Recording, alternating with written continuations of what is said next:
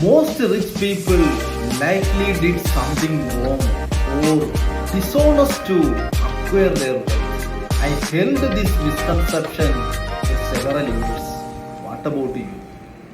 I used to believe that wealth was often attained through unethical means, perpetuating a negative stereotype of the wealthy. 7 years before, I realized that this belief was based on limited knowledge or informations and societal misconceptions.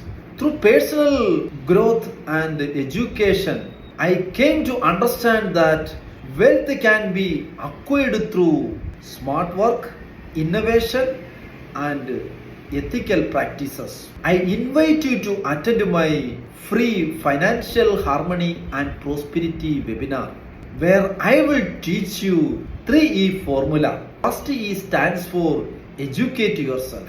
Second E stands for empower yourself. Third E stands for enrich others.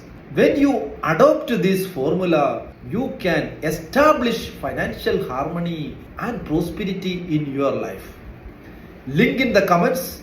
Click the link and register.